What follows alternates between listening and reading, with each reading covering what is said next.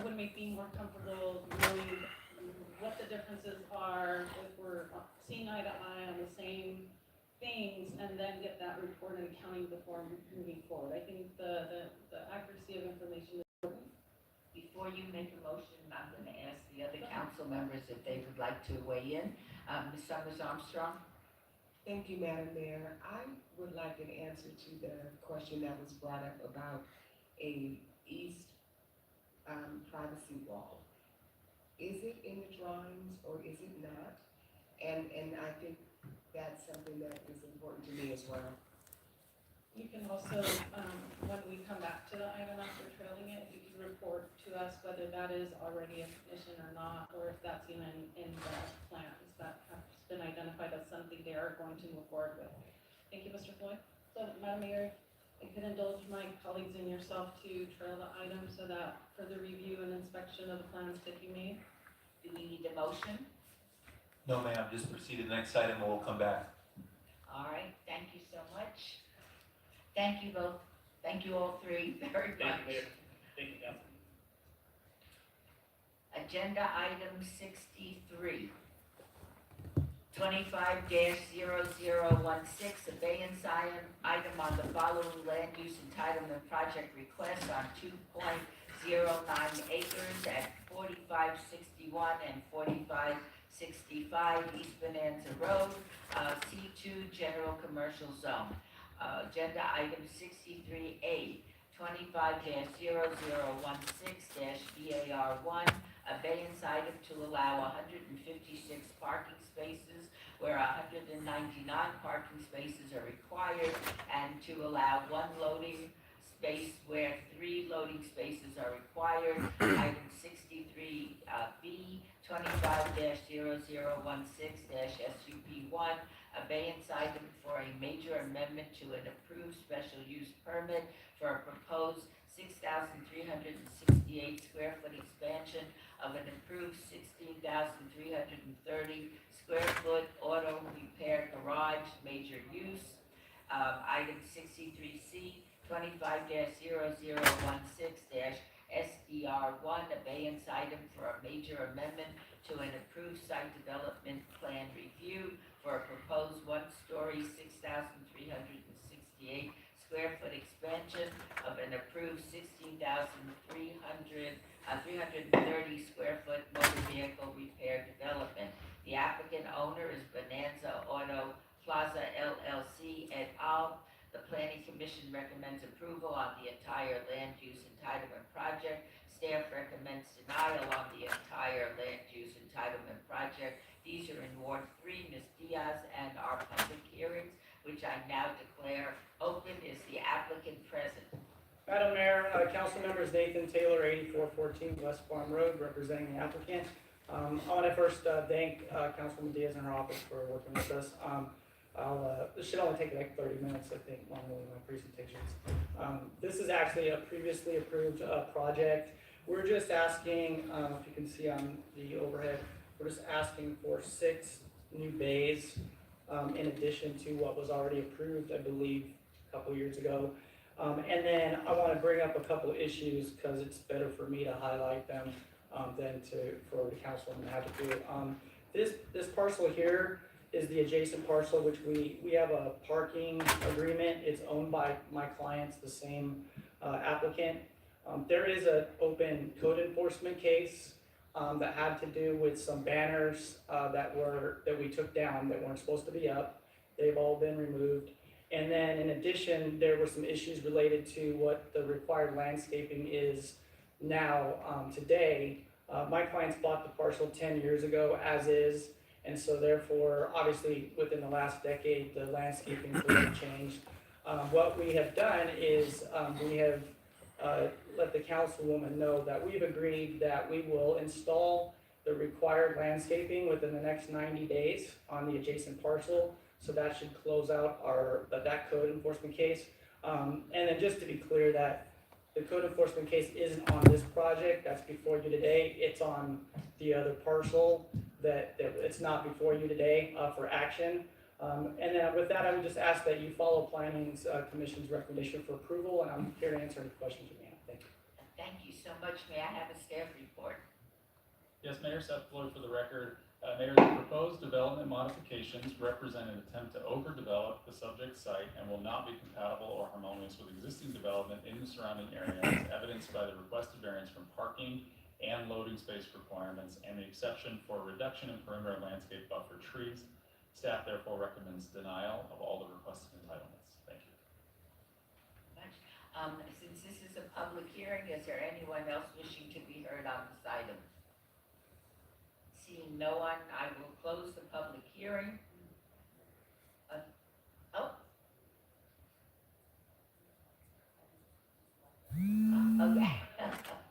I thank you so much. Well, thank you for looking out for me. Are there any questions or comments from the council? Ms. Diaz? Thank you, Madam Mayor. I want to thank Mr. Taylor and his clients for coming to me and addressing, the concerns that we had about the outstanding compliance of the landscaping, and now it's happening sooner. In my office, they had promised that as soon as the new addition would happen, then at that point, both things were going to happen, but now it's going to happen within 90 days of this approval.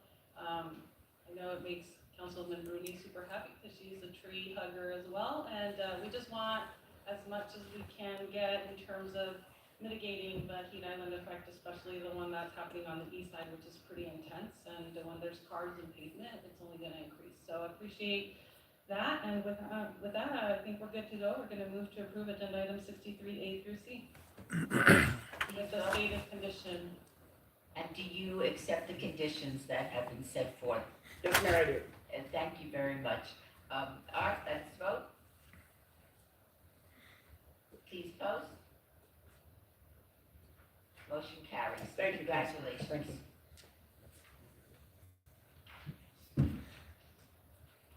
Agenda item 64, 25-0262-VAR1, abeyance item variance, applicant owner Dwayne Glenn Martinson for possible action on a land use entitlement project request to allow existing residential accessory structures, a shed and stables, a proposed residential accessory structure, detached garage, and an existing front yard wall that do not conform to Title 19.06 Development Standards for setbacks, separation, and solid wall height on 0.47 acres at 5471 Florine Street, RE Residential Estate Zone, Ward 5, Ms. Summers Armstrong. The Planning Commission recommends approval. Staff recommends denial. This is a public hearing that I now declare open. Is the applicant present? Yes, good day, Todd Hargrove, Tough Shed, here with the owner of the property. Would you care to tell us about your project? The project that we started with to do this was to do a detached garage, and along with that, we needed a 20-foot setback, which required a 50-foot setback, but there is an active leach field right in the middle of where the garage could go, so we cannot get that 50-foot setback, unfortunately. So it will be a side entrance garage, so the 20-foot setback would be the minimum to keep the minimum clearance of the leach field. That's what we started with. However, What it did we came, end up with? excuse me? What have we ended up with? We ended up with a few other property things.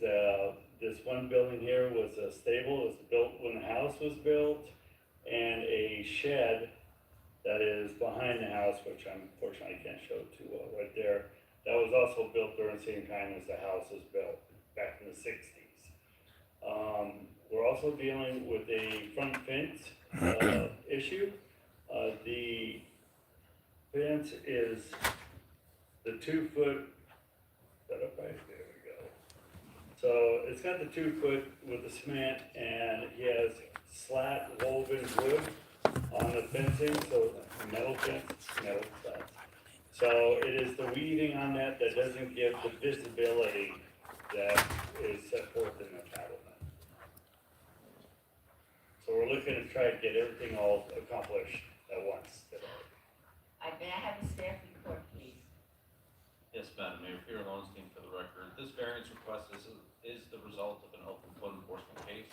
No unique or extraordinary circumstances related to the physical characteristics of the property has been presented to warrant the requested variance. As such, the hardship is self-imposed, and therefore staff recommends denial of the variance request. Thank you. Are there any questions or comments from our council members? In that case, Ms. Summers Armstrong? Thank you, Madam Mayor, and thank you, Mr. Mortensen and your representative from Tech Shed. We had a nice conversation about this. I don't have an issue with the 20 feet because of the leach field. I'm on the Southern Nevada Health District, and we often hear cases about folks who are building on top of leach fields.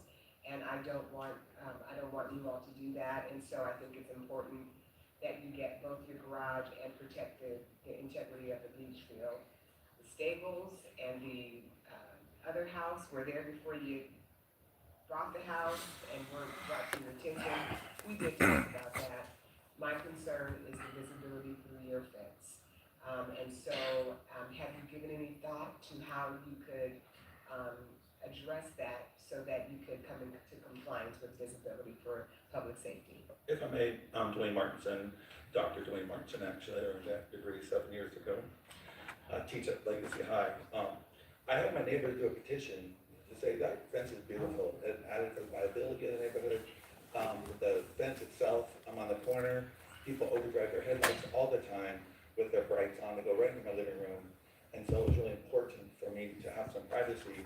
So at night, when my family and I are watching TV, we're not having lights coming through the blind.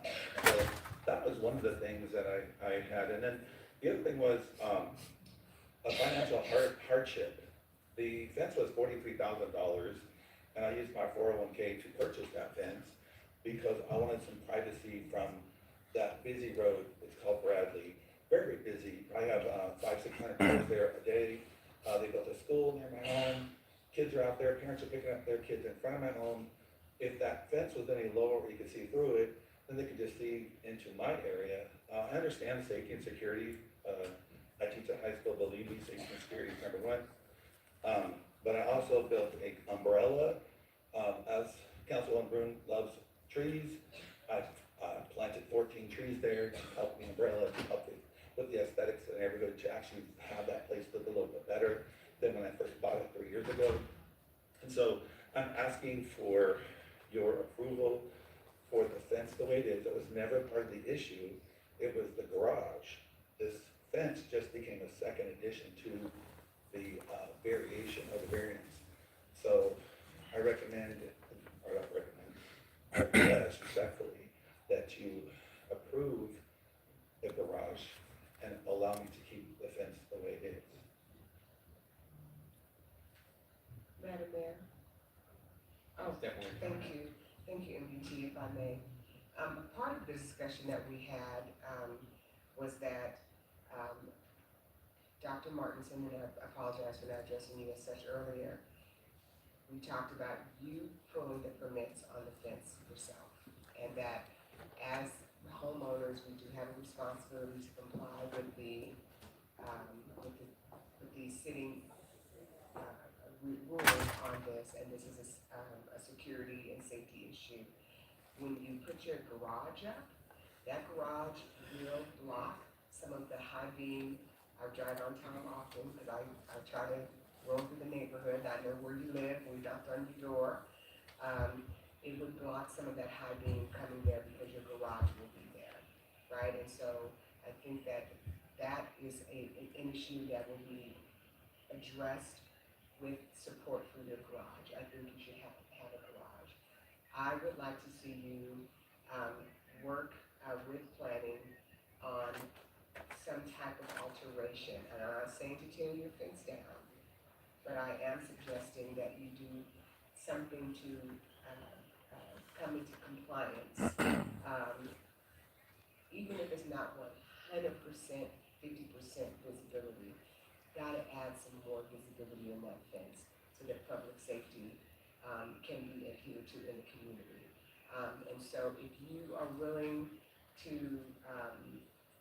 we can ask planning staff to help craft something. If you are willing in the next 30 days to present a plan to help come into compliance to a reasonable amount. I mean, I understand nobody's got cash like that, right? To replace it, I don't want you to, but I think that there are some things you can do to come into compliance with the fence. Thank you. I love the fact that, it's a very unique fence. There's only 2 in the city like that. I'm a little unique myself. I love life. I love Vegas, but, it's kind of a hardship, Councilwoman, if you want me to alter it, because the person that built that for me, the metal arts person, they did that just for me. And so it's like, if I was Picasso and you said, I don't like a painting, I want you to change it, that really hurt the designer. So I don't know how to go back to, the metalworks place and say, hey, Howard, could you make some changes to the fence because it's not compliant? I appreciate you saying about I am the homeowner, but I'm not a contractor. I know nothing about the setback laws. I know nothing about height restrictions for fences.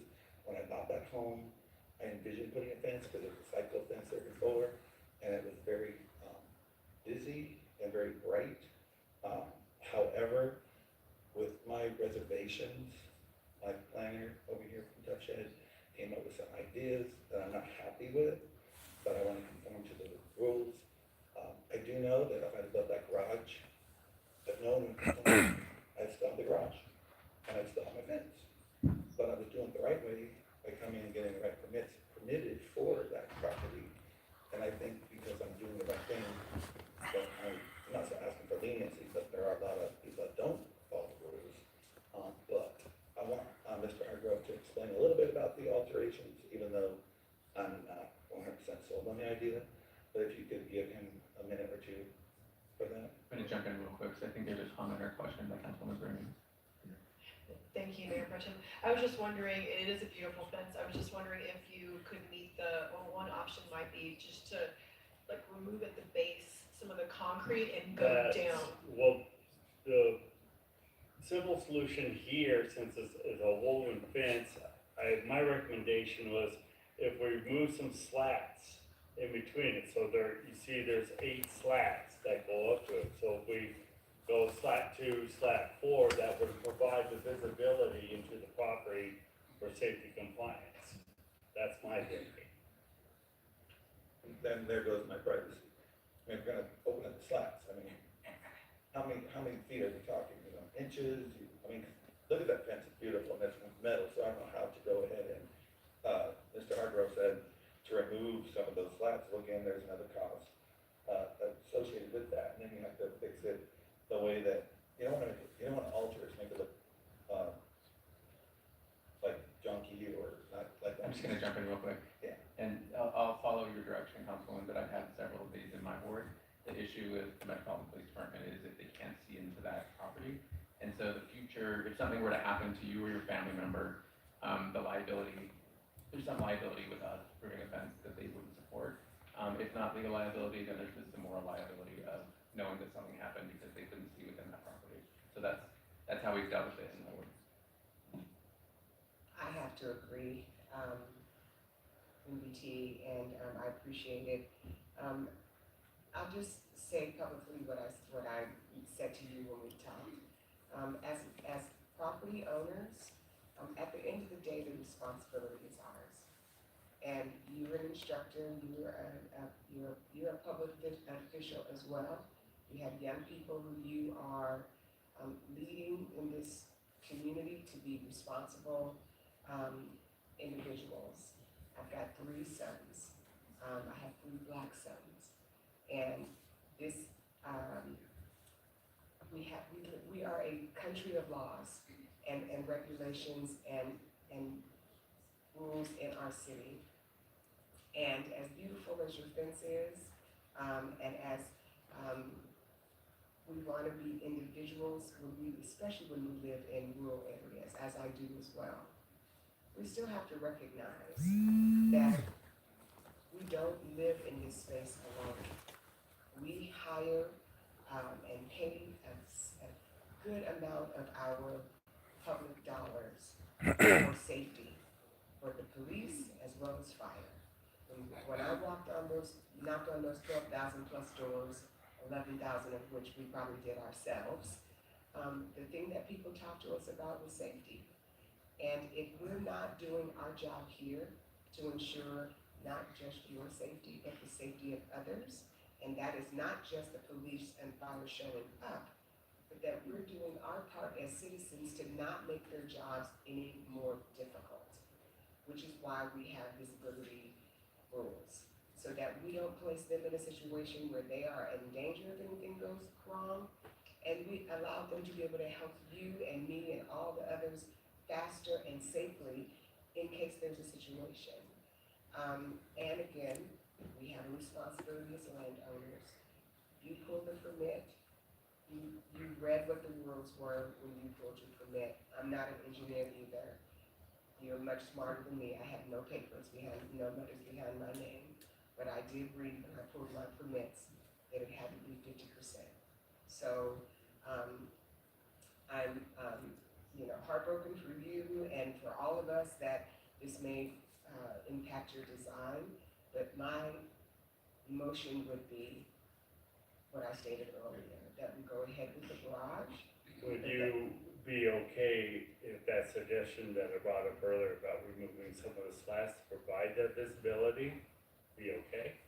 I think I would be okay with that. I would like to let our planning department come up with the language on that. I know it may not give the 100%, 50% visibility, which is what the law says, but I would be willing to, make it slide a little bit, just so that we don't impact Dr. Mortensen. Yeah, we're not looking to deconstruct Yeah. the fence, we're looking just to make it work out on both sides. I would agree with that. Mr. Levinson? Yes. Summers Armstrong, I think that our staff could craft a motion that would incorporate your suggestion. Could you do that? Could you do that for our staff? Yes, Madam Mayor. So this is kind of a combination of two things, because the variance is for a solid 5-foot wall. We are not necessarily approving the solid wall, but you're asking for a revision to that wall to reflect visibility into it. So I almost have two conflicting conditions of approval in. So the condition I was drafting regarding the revising of the wall, Jeff, you may need to help me as far as alleviating the conflict, was the applicant shall within 30 days provide the Department of Community Development revised wall elevations depicting visibility into the property for review and approval. Subsequently, the applicant shall obtain any required building permits to amend the fence. That would get you into them submitting the permit, submitting revisions to us, we were reviewing it, saying that's acceptable, then they would file any permits if needed to do so. The conflict is with condition number 4, where it just simply approves a 5-foot tall solid front yard wall fence. So I don't know if we need to necessarily. Subject to the previous conditions, then that condition. Subject to what you just read, and then you'll have that one. Variance is hereby approved, that's currently what it says for a 5-foot tall solid front yard wall, or 5 feet with 2-foot solid base and maximum allowed. And then you're saying subject to. The items you started with as you read, and everyone knows what we're describing here, which is you're going to bring them the schematics or however Peter said it, and that is going to take precedence over the approval of the variance of the solid. We're giving you approval of that to give you the 5 feet, but it's subject to the first things that Peter read, which will be the new conditions on the slats. Does that make sense? Right. All right, so for clarity, I'll reread the 2 conditions. It's amendment of condition number 4 to add on to the conditions, subject to conditions herein. Right. And then the new added condition will read, the applicant shall within 30 days provide the Department of Community Development revised wall elevations depicting visibility into the property for review and approval. Subsequently, the applicant shall obtain any required building permits to amend the fence. Do you agree to the conditions? And if I'm not mistaken, Ms. Summers Armstrong, you understand, you hear what they're saying about the privacy, but we're also concerned about Metro's need to be able to look into the property should a crisis occur. So you're not saying that it has to be 50%, you're willing to work with them, but there does have to be some visibility into the property.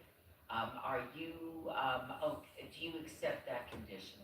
Well, with a heavy heart, Madam Mayor, I do. I just, I love the way it is, but I want to conform to your rules. I welcome working with the councilwoman. You never know, you never know. You never know. 30 years and all, you never know where it's going to go. But yeah, so I would just, is there a time frame? for this? We'll submit plan within the 30 days for the revise it to the planning department for the revise. Okay, thank you very much. Are you comfortable with that? Would you accept a motion? So moved. What I do to build a garage. All right, shall we vote? Please post. Motion carries. Thank you. Thank you very much. Thank you.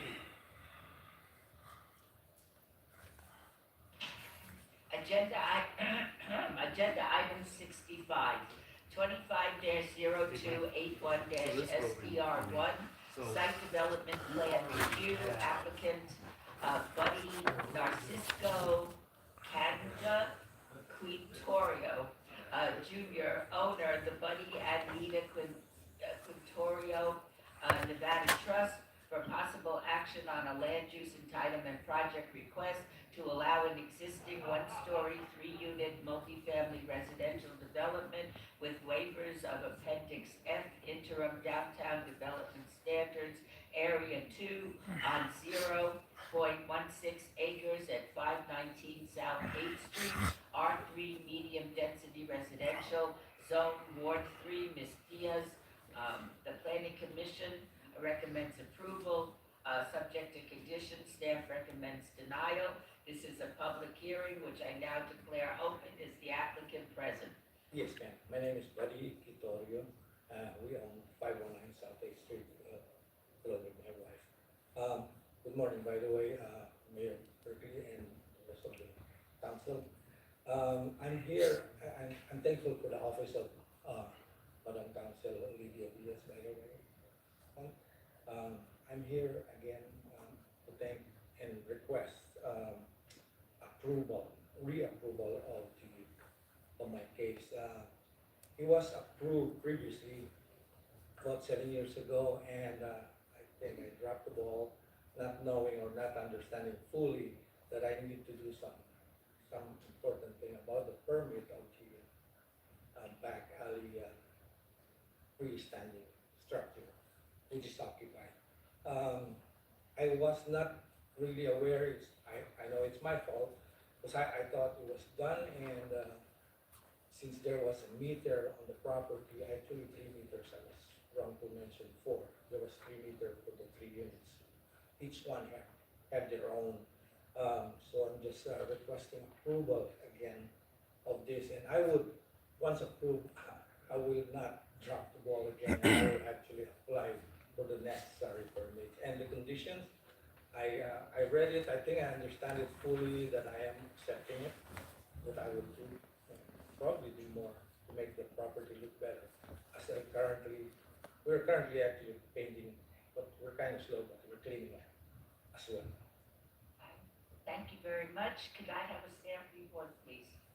Yes, Madam Mayor, Peter Lowenstein for the record. This request stems from ongoing code enforcement case regarding unpermitted structures.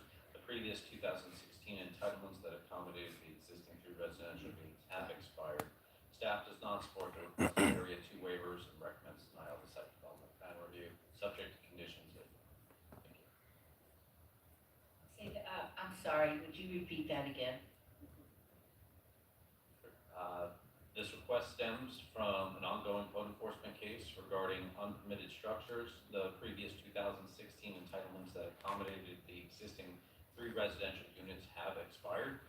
Staff does not support the requested Area 2 waivers and recommends denial of the site development plan review. If approved, it will be subject to conditions. Thank you. Thank you so much. This is a public hearing. Is there anybody wishing to speak with the city council about this item? Okay, thank you very much. Are there any questions by the city council members? In that case, Ms. Diaz? Well, thank you so much. I know that, my, planning lead, Idolina, has been in contact with you, and, if she Yes. blesses it, I'm on board. So, planning commission also approved it, so with that, I'm gonna move to approve agenda item 65. Please vote. Opposed? Motion passes. Congratulations. Thank you. Now do what you gotta do. All right. I will, thank you.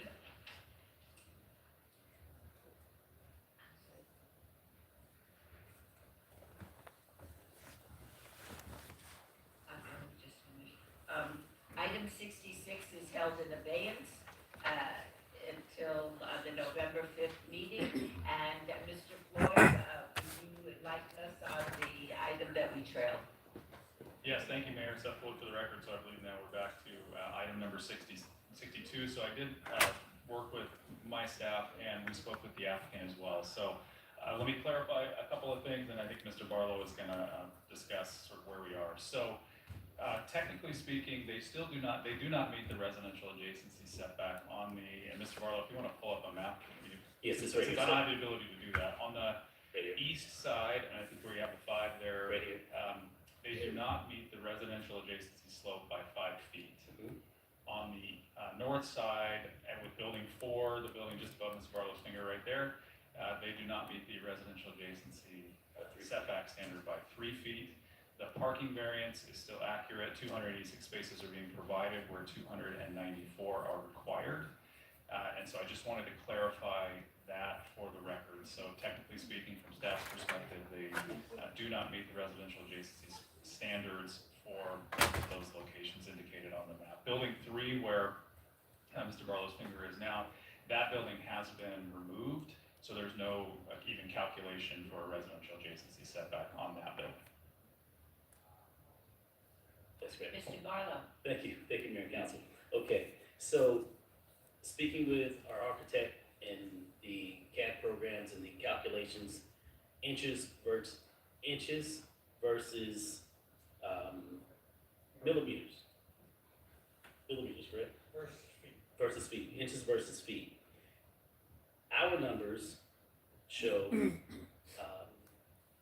that we meet it by way of inches. The city of Las Vegas shows that we missed it by way of feet. So we came to try to figure out how to move forward. So the true question at this point, Mayor and Council, is addressing, going back to the setback. If the city is accurate, then we are talking about a 3 foot, we're missing the mark by 3 feet on the north property line. And we missed a mark by 5 feet on the east property line. Now, overall, I believe, Mayor and Council, that as this development, specifically the number of units that we have in play, the beautiful layout that we have coming before you, with the landscape plan that's in place, that this development fits as best as possible this site in order for this development to be something for the benefit of the greater good of the community. And having said that, notwithstanding the fact that we're still requesting 8 feet waiver, an 8 parking space waiver, where before it was much larger. And so we're now down to requesting 8. And so I basically lay this at the hands and the helm of the mayor and council, and the councilwoman to make the determination as to those 3 elements as to where we are right now. Okay, Ms. Diaz? Yes, Madam Mayor, I also had tasked Mr. Floyd with giving us clarity based on Councilwoman Summers Armstrong and also my staff's, question of regarding the 8-foot wall. It seems like it's not documented anywhere, and so we just wanna make sure that an 8-foot wall is or is not part of the plans currently as, I guess, submitted to us. Yeah, so Seth looked at the record, Mayor, through you, so, I think Mr. Barlow's got the plan up. There is what could be a wall, shown on this plan. It does not have any dimensions or, height on there, so we have a revised condition, which I think the applicant, agrees with, that will, require them to submit, revised plans showing that detail on the up to 8-foot block wall, so I'm happy to read that in. Okay, Steph, if you don't mind, before you read that into the record, which I agree with, Mayor, through you, it is spelled out in the plans that's submitted as far as where the 8-foot is. We'll take responsibility for not spelling it out, but it is built in to the site plan. We, on our side, did not spell it out in writing. And so on the site plan, we have it here on the north as well as the east. The 8-foot CMU wall, decorative block wall, that is laid out on the plan. We didn't spell it out to basically make it a point for the record. So I apologize for that. But it is on the plan, and these are the plans that we have submitted. So it wasn't as though we left the wall out. We just didn't spell it out on our plan. So I take responsibility. So there's a for wall. that. So yes, ma'am, there's an 8-foot wall. Your staff will be reading that into the record, and we do agree with that. And you accept this condition? And yes, ma'am, we do accept the condition. All right, Ms. Diaz? Yes, so we'll hang out, we'll, when we need to come to that. Another thing that has recently impacted, I think, the community as a collective, and it's not that far off from the site, is school safety and the safety of our students as they're pedestrians. A lot of my students in these neighborhoods are walking to school because the parents don't have the luxury to drop them off, pick them up, and so a lot of them are transporting themselves from their dwellings and their homes. Harris is a main arterial to take students down to Howie-Hewitson, and it's also a main one where a lot of my students that live in the homestead there go to Rancho High School as well. And so the frontage of your apartments will be heavily walked by students, and so will the side. And so I want to know how is your development going to plan to remind, address, that we're a community and that we need to look out for our students as we're taking off, making a